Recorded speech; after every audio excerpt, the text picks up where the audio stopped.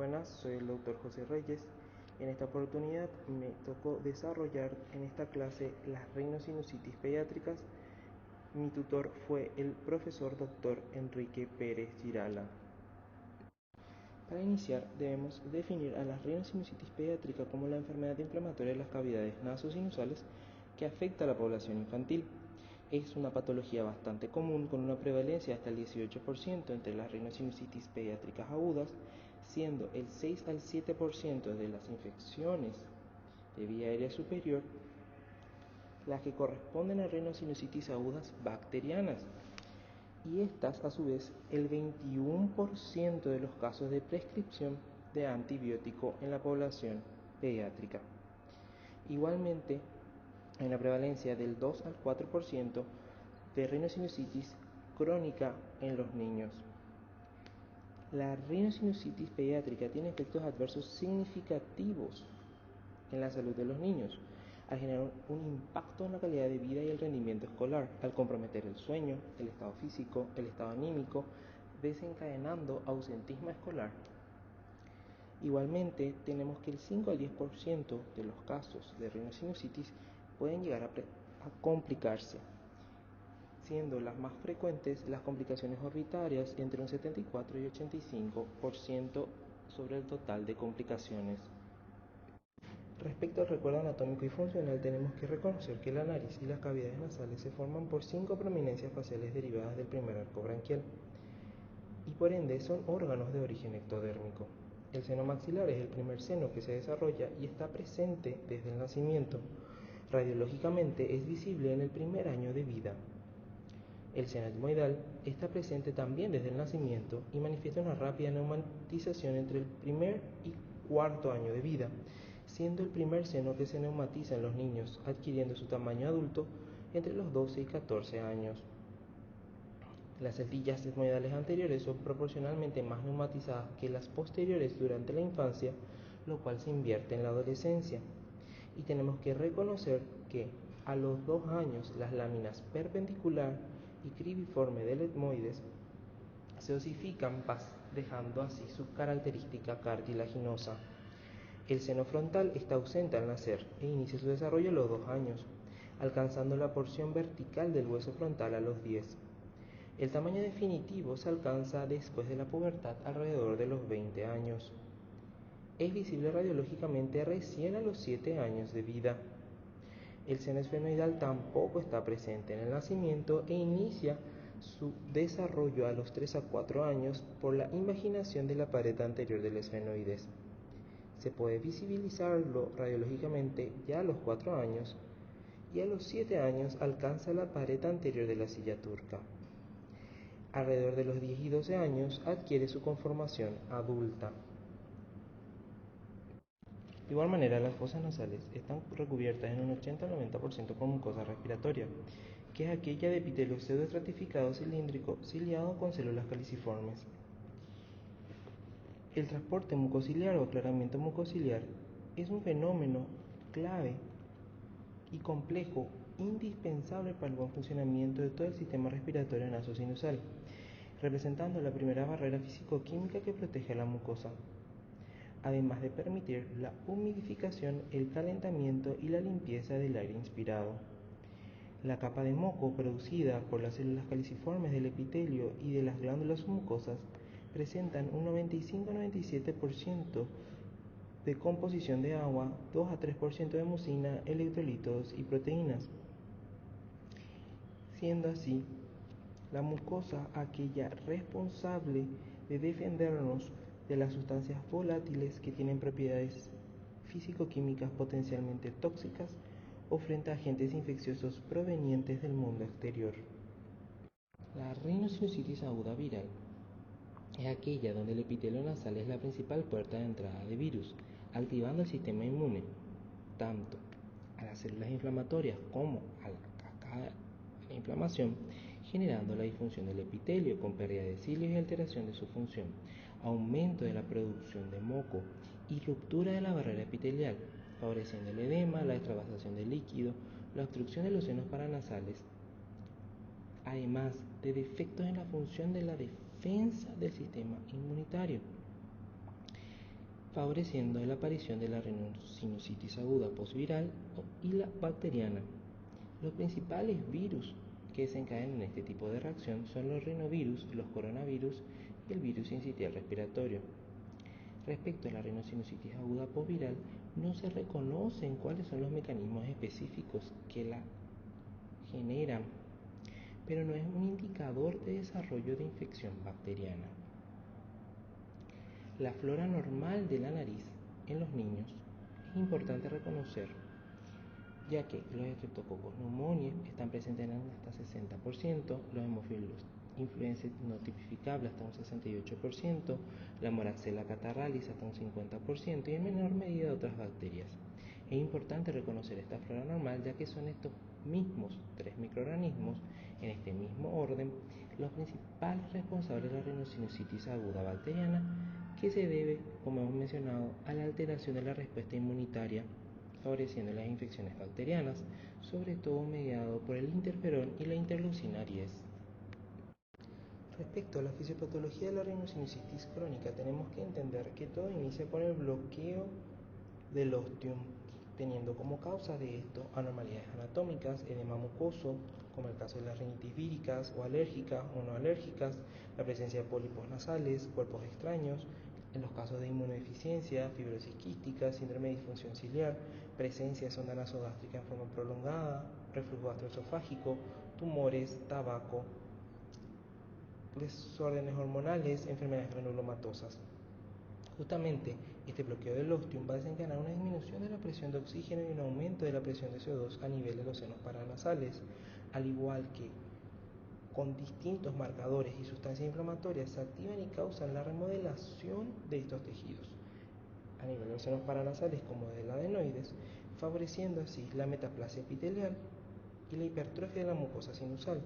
Esta metaplasia implica una menor cantidad de células ciliadas y un aumento de las células caliciformes, disminuyendo el movimiento ciliar y alterando la homeostasis de estos, alterando la cantidad y calidad del moco, generando éstasis que a su vez favorece la proliferación de patógenos y empeora finalmente este último el bloqueo del ostium. En 2/3 de los casos de rhinosinusitis crónica están presentes bacterias anaerobias.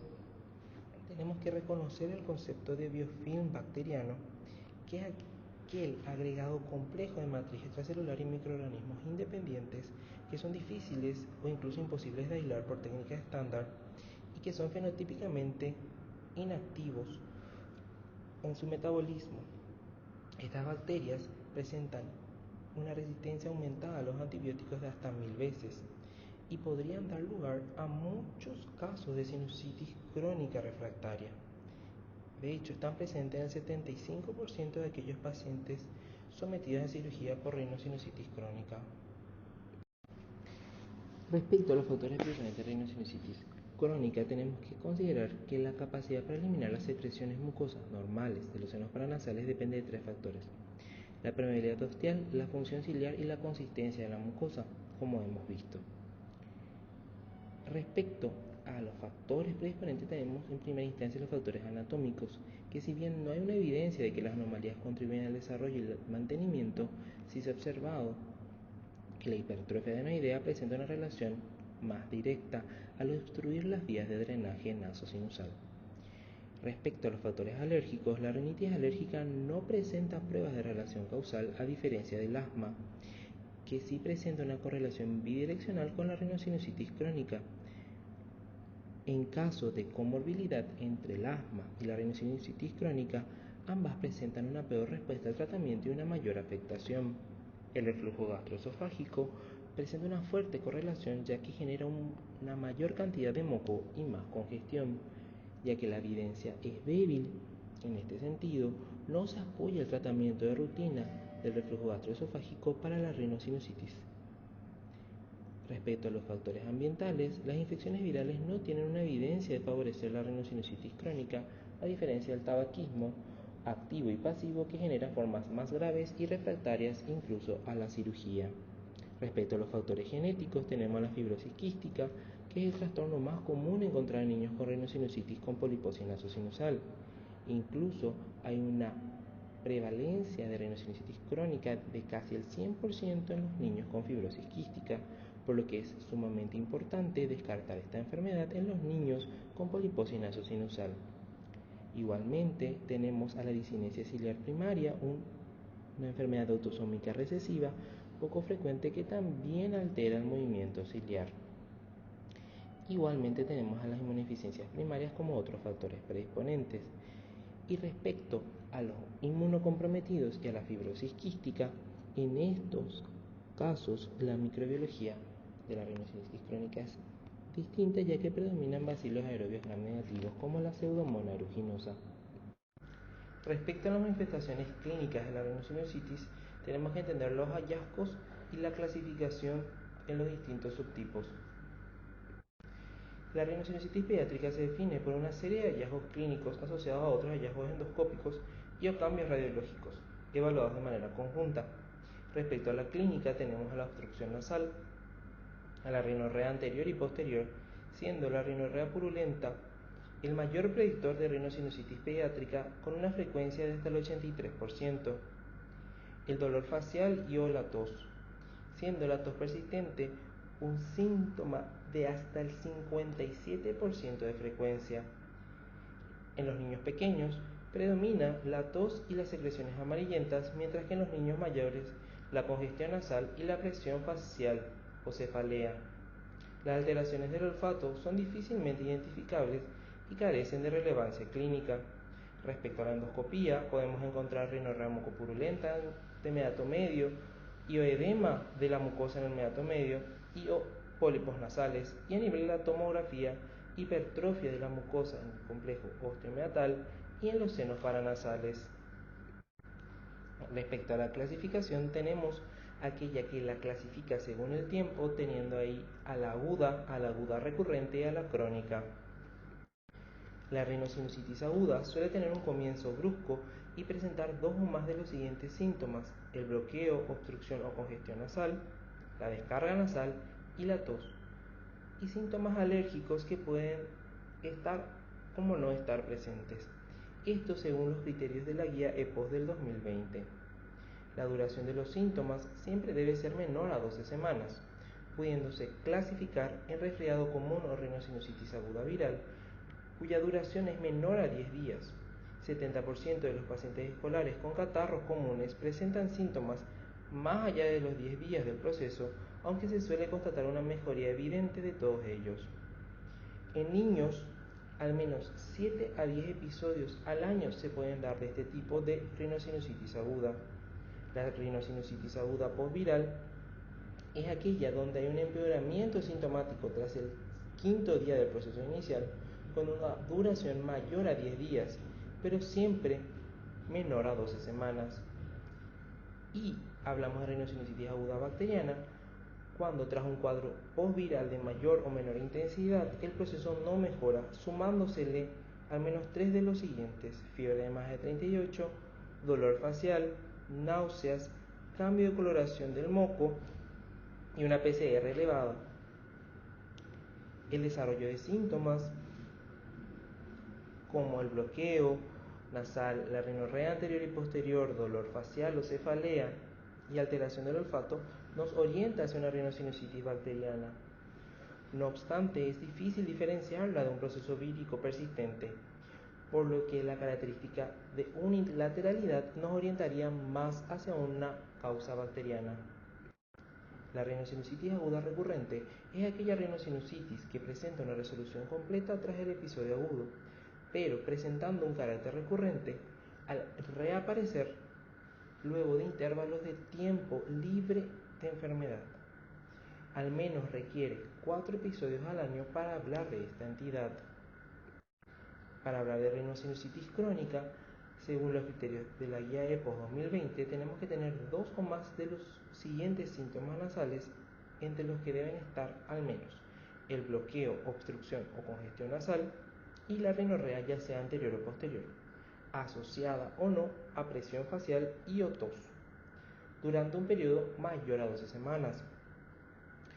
Puede estar acompañado o no de poliposis nasosinusal, aunque es mucho menos frecuente en esta población infantil. Normalmente, las rinosinusitis crónicas aparecen tras rinosinusitis agudas no tratadas o tratadas incorrectamente o que no responden al tratamiento. Es de origen multifactorial, como ya hemos visto, de difícil manejo y con múltiples recurrencias. También tenemos la clasificación de la rhinosinusitis según la causa, ya sea infecciosa, alérgica o no infecciosa. Al hablar de rhinosinusitis alérgica, hablamos de aquellas que aparecen típicamente a los pocos minutos de exposición al alérgeno, con unas horas de duración. Los síntomas que la diferencian de los otros tipos de rhinosinusitis son el lagrimeo, el prurito ocular, los estornudos, el saludo alérgico, el edema periorbitario ocasional. Este tipo de rhinosinusitis, en caso de desarrollarse en forma temprana durante la infancia, constituyen un factor de riesgo para el desarrollo posterior de asma y poliposis nasosinusal. La rhinosinusitis alérgica presentan puntuaciones de Lund-McCain más elevadas en las tomografías y tiempos de recuperación postoperatorio mayores. Los casos infecciosos en general se deben en formas agudas a virus y en formas crónicas a bacterias y ocasionalmente a hongos, y constituyen infecciones de vías altas a repetición y rinorrea crónica mucopurulenta. Y la rhinosinusitis no alérgica no infecciosa es aquella que no se puede determinar su causa y que se caracteriza por estornudos crónicos y congestión nasosinusal. Respecto al diagnóstico de la rhinosinusitis pediátrica, debe ser preciso y temprano, por las potenciales graves complicaciones y el gran impacto en la calidad de vida. Realizarlo correctamente es complejo y supone un reto para el otorrino, debido a la presencia de síntomas inespecíficos y a la clínica común compartida con otras entidades. La realización de una historia clínica minuciosa es fundamental, asociado a una exploración física completa con las pruebas complementarias que sean necesarias para llegar a un diagnóstico óptimo. Respecto a la exploración física, con la rinoscopía anterior podemos observar el cornete inferior y el cornete medio, e incluso en ocasiones el meato medio. Se aprecia también la mucosa nasal, que puede estar congestiva y edematosa en los procesos agudos y eritematosa o pálida en los crónicos. La rinorrea puede ser blanquecina con más frecuencia en los casos agudos, mientras que la mucopurulenta verdosa más característica de los crónicos. El uso del otoscopio en las fosas nasales permitirá visualizar más allá del tercio anterior.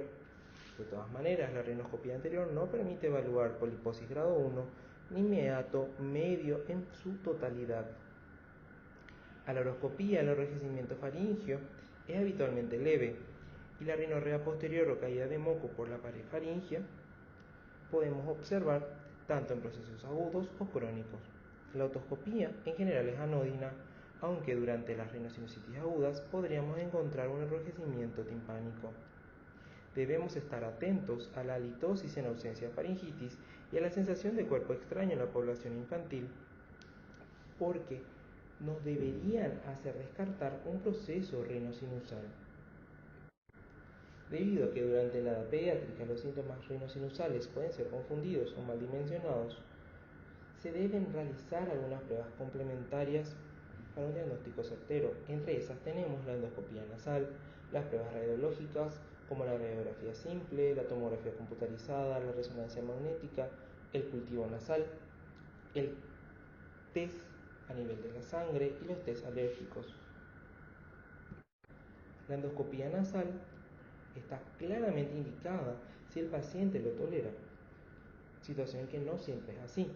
La nasofibrolaringoscopía es una prueba muy útil para obtener una exploración precisa del estado de las cavidades nasosinusales, ya que permite una visión general de las fosas nasales, los meatos inferiores, medios y superiores en casi todos los casos, y permite también la evaluación del lecho adenoideo y la posibilidad de tomar muestras directas para cultivo.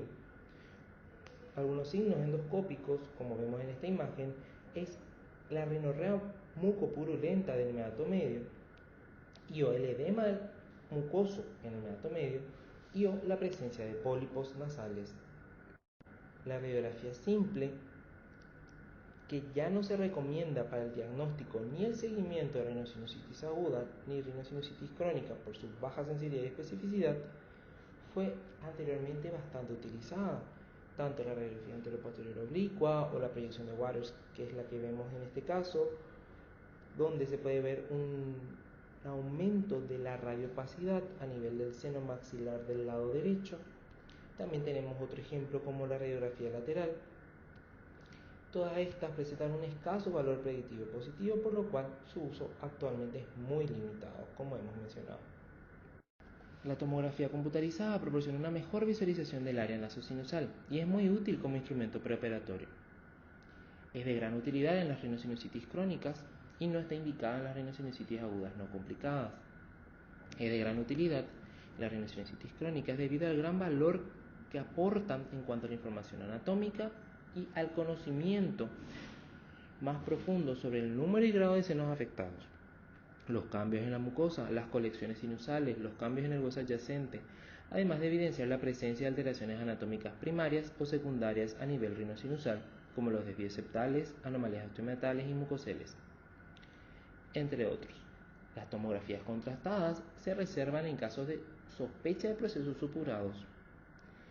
El sistema de estadificación de patología sinusal para edad pediátrica, PSSS por sus siglas en inglés, ayuda a predecir la probabilidad de necesitar una FES con una sensibilidad del 90,6% y especificidad del 50%, reconociendo como patológico aquella tomografía que suma más de 2 puntos según este sistema de estadificación. La escala PSSS se ha generado debido a que la escala utilizada para la descripción de las rhinosinusitis crónicas, que es el score de Wood-Mackay, genera una evaluación sobredimensionada a la edad pediátrica, puesto que esta escala está destinada a la patología adulta. La tomografía de nariz y senos paranasales está indicada durante la planificación prequirúrgica de cirugías urgentes y programadas, y también para la evaluación de la extensión de posibles complicaciones, además del seguimiento de complicaciones. Está cuestionado, por lo que la tomografía en estos casos no es la primera opción. En esta imagen tenemos el corte sagital de una tomografía donde se identifica un mucocele del conducto frontal, indicada por la flecha roja, y la afectación del seno esfenoidal, indicada por la estrella amarilla, mientras que en la imagen B podemos ver el corte coronal destacando los mismos hallazgos, y con la estrella roja se puede apreciar el cornete medio izquierdo. Debemos reconocer indicación de tomografía computarizada en los siguientes supuestos, tratando de buscar complicaciones supuradas, como el edema palpebral asociado a dificultad para abrir el ojo, exoftalmos, trastorno de movilidad ocular, palpación de una masa fluctuante en el ángulo interno del ojo, alteración de la visión, afectación neurológica central, la no mejoría o deterioro clínico tras 24 horas de tratamiento, y la fiebre persistente con síntomas oculares. La utilidad fundamental de la resonancia magnética en pacientes con rhinosinusitis pediátrica es identificar extensión extranasal, tanto orbitaria o intracraneal, de las complicaciones de la rhinosinusitis, siendo su uso complementario a la tomografía. En esta imagen se aprecia la resonancia magnética con osteitis encapsulada en el techo orbitario, tras la extensión de una sinusitis complicada con absceso subperióstico. En la imagen del fondo se aprecia una reconstrucción con la lesión indicada con una flecha roja. Superpuesta se aprecia una imagen intraoperatoria de la misma zona, flecha negra la indica. Entre las otras pruebas tenemos al cultivo nasal, que no es necesario en el contexto de una rhinosinusitis no complicada, pero podría estar indicado en pacientes con síntomas permanentes que no responden al tratamiento tras 72 horas. La muestra más interesante es la de los abscesos subperiósticos orbitarios, si bien puede ser estéril como consecuencia de la antibiótico-terapia previa. El uso de aspirado nasosinusal mediante trocar requiere del uso de anestésicos locales y su uso no se considera en las guías. En cambio, los hisopos constituyen el método de obtención de muestras más sencillos y fáciles de utilizar, siendo bien tolerados, aunque presentan como principal desventaja la frecuente contaminación. Los resultados de estas pruebas no suelen en general condicionar en gran medida la toma de decisiones terapéuticas. Los test en sangre son utilizados en estudios de procesos recurrentes asociados a neumonías a repetición o en procesos agudos complicados para el seguimiento terapéutico, como los hemogramas, PCR y otros estudios de sangre. Los test alérgicos, como el PREP test, se usan de manera limitada. No obstante, el uso de IgE específica en sangre suelen ser más rentables, aunque presentan una baja especificidad en tempranas edades. Como la mucosa de los senos paranasales está adherida al hueso, en los procesos de rinosinusitis se favorecen extensión a la órbita y al espacio intracraneal, así como la osteitis, desencadenando de esta manera los distintos tipos de complicaciones que vamos a desarrollar. Las complicaciones orbitarias tienen su origen, en general, en el seno etmoidal, seguido en frecuencia por seno maxilar, frontal y en última instancia el seno esfenoidal. Las complicaciones orbitarias de rinosinusitis son responsables del 66 al 82% de todas las infecciones orbitarias. La diseminación infecciosa puede ocurrir a partir de 3 días y en forma muy rápida. La lámina papirácea, que es delgada y a menudo dehiscente, por el retorno venoso o en tercera instancia por anormalidades anatómicas. Los síntomas que más frecuentemente están presentes son el edema palpebral y la dificultad de la apertura palpebral, asociada a alteraciones en la motilidad ocular y a otros hallazgos dependiendo de la extensión y la gravedad, como el eritema, con proptosis, quemosis, oftalmoplejía o incluso la disminución de la agudeza visual. La presentación de síntomas puede ser larvada y poco evidente, por lo que la sospecha de este tipo de complicación en la población pediátrica siempre debe estar presente. Chandler, en 1970, describió 5 estadios de las complicaciones orbitarias que están presentes en esta imagen, de la A a la E. Entonces tenemos en la imagen A la celulitis preseptal, inflamación y edema limitado al párpado. En la B, la celulitis orbitaria, cuando ya afecta al contenido posterior al septo orbitario. En la C, al absceso superióstico, colección que se encuentra entre el hueso orbitario y la periórbita. En la D, al estadio 4, absceso orbitario, colección purulenta dentro de la órbita en sí. Y en la E, a la trombosis del seno cavernoso o flebitis retrógrada, que es el estadio 5. En los casos en que no haya sospecha de celulitis orbitaria o de absceso, podemos estar ante una celulitis preseptal o poseptal o sin absceso, y por ende debemos iniciar la antibiótico-terapia y reevaluar la necesidad de la tomografía a las 48 horas. En el caso de tener la sospecha de una celulitis orbitaria o de absceso, tenemos que indicar la tomografía contrastada y evaluar. Podemos tener en la tomografía un hallazgo similar al previo o constatarse abscesos. En el caso de un absceso orbitario se debe planear la cirugía e iniciar el antibiótico endovenoso. En el caso de un absceso superióstico depende de la pérdida de visión o el deterioro clínico, porque si está presente esta situación debemos actuar también con la antibiótico-terapia y planear la cirugía. En el caso de que no haya pérdida de agudeza visual, debemos evaluar las características del absceso. En los niños menores de 9 años, si el absceso tiene más de 3,8 cc y afecta el seno frontal, debemos entrar a cirugía.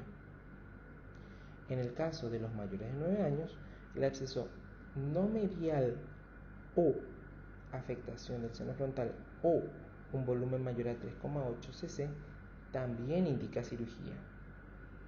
Si no se cumplen estos criterios, se debe iniciar el antibiótico endovenoso por 48 horas y reevaluar en ese momento. Los casos de absceso orbitario deben entrar a quirófano, y en el caso de las trombosis de seno cavernoso también deben entrar a quirófano pero además de antibiótico terapia endovenosa se debe iniciar corticoides y anticoagulantes. La tomografía es de utilidad para monitorizar la respuesta al tratamiento, pero está en desuso frente a la resonancia, ya que evita las radiaciones a los pacientes pediátricos, por lo que es esta la que está indicada en el seguimiento o monitoreo de la respuesta al tratamiento, ya sea conservador o quirúrgico, y también en el caso de sospecha de complicaciones intracraneales o que la tomografía inicial no sea concluyente. Respecto a las complicaciones intracraneales, tenemos que 4% de los pacientes hospitalizados por rinosinusitis aguda pueden llegar a presentarlo. La clínica inicial puede ser inespecífica, con fiebre, letargia, inestabilidad, cefalea o bajo nivel de conciencia. Entre estas, la más frecuente es el absceso epidural con un 6,7%, seguido por el subdural 5,8%, el tumor de POT 2,9%, el absceso intracerebral o intraparenquimatoso 1,9%. También tenemos la meningitis, la cerebritis, la trombosis del seno sagital superior y del seno cavernoso. En el caso del absceso epidural se suele diagnosticar por imagen, en cuanto al subdural por los síntomas neurológicos de urgencia. Las complicaciones, como hemos visto, requieren de la resonancia como prueba de elección.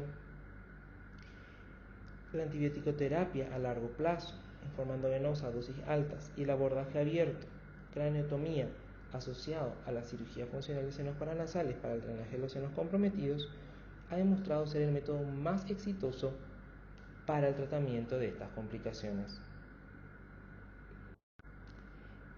Y por último, las complicaciones óseas. Debemos mencionar la osteomielitis, que es la complicación ósea más frecuente, siendo las paredes del seno maxilar y el seno frontal las más habitualmente comprometidas. El seno frontal puede dar lugar a complicaciones intracraneales asociadas a la diseminación de la infección a través de su pared posterior. En los últimos años, la tendencia ante el pseudotumor de POT no complicado intracranealmente es la cirugía funcional de senos paranasales para el drenaje del seno frontal, que incluya mínimamente un draft 2A, combinado con un mínimo drenaje externo del absceso superióstico, antibiótico-terapia endovenosa prolongada, complementándose con antibiótico-terapia vía oral hasta 6 semanas. En las imágenes tenemos un paciente de 12 años con este tipo de patología. En la imagen A tenemos en el círculo que rodea el abombamiento anterior frontal del absceso. En la imagen B vemos la forma sagital del abombamiento. En la imagen C vemos la reconstrucción tridimensional de la pared anterior frontal con la estrella azul, donde se aprecian las dos dehiscencias frontales, la estrella amarilla, que corresponden a comunicaciones independientes de ambos senos frontales con un absceso superióstico común. En la imagen D se observa la imagen endoscópica del abordaje de esta complicación.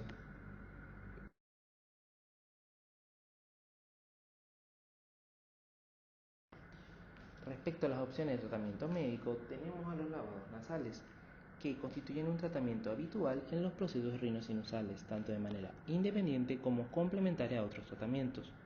Se han mostrado útiles cuando su duración es prolongada y regular, reduciendo secreciones nasales, mejorando la batida ciliar, eliminando alérgenos y costras, mejorando la respiración nasal. Facilitan el aclaramiento de los mediadores de la inflamación también. Los lavados nasales se pueden realizar con suero fisiológico o compuestos salinos de agua de mar. Los corticoides nasales, como la fluticasona o la mometasona, se recomiendan a partir de los 2 años. Han demostrado un beneficio en ciclos cortos de 15 a 21 días, tanto de manera independiente como asociada a ciclos cortos de antibióticos. Disminuyen la obstrucción nasal y la rinorrea, mejorando la ventilación nasal. Se recomiendan en las rinosinusitis agudas, en las rinosinusitis crónicas con o sin poliposis y en las rinosinusitis agudas postvirales. Los corticoides sistémicos también son una opción, pero tenemos que tener en cuenta sus efectos adversos sistémicos. En cambio, los antibióticos que son utilizados en las rinosinusitis agudas bacterianas, tenemos que reconocer a la amoxicilina a altas dosis, 90 miligramos kilo peso día, como primera elección al tratamiento y su asociación con ácido clavulánico que aumenta la efectividad terapéutica. Las cefalosporinas como cefpodoxima o cefuroxima constituyen alternativas de segunda línea y son las de primera línea en caso de complicaciones de rhinosinusitis pediátrica. Aunque la duración habitual del tratamiento antibiótico es de 10 días, en caso de evoluciones tórpidas se podría incrementar hasta una semana más. Entre las otras opciones tenemos a los lisados bacterianos que se utilizan con los antibióticos para una mejor respuesta, en el caso de las vacunas, para una prevención, sobre todo las vacunas antineumocócicas, y en el caso de los antihistamínicos, que se debe limitar su uso a los casos de rhinosinusitis alérgica, ya que no se ha demostrado su utilidad en otros casos, al igual que no se ha demostrado su utilidad en las rhinosinusitis en general del uso de AINES y de mucolíticos. Debemos tener una especial atención en que la fibrosis quística no se ve beneficiada por el uso de antihistamínicos o descongestionantes como la oximetazolina. Respecto al consenso para el tratamiento de las rhinosinusitis pediátricas crónicas de Pritzker, tenemos el uso diario de corticoides tópicos asociados a lavados nasales, que justamente son la primera línea de tratamiento y presentan una seguridad y eficacia demostrada. Antibiótico terapia mantenida durante 20 días, ya que presenta un mayor beneficio y respuesta para los pacientes frente a tratamientos cortos de 10 días o menos, y la realización de cultivos nasales para mejor indicación del tipo de antibiótico.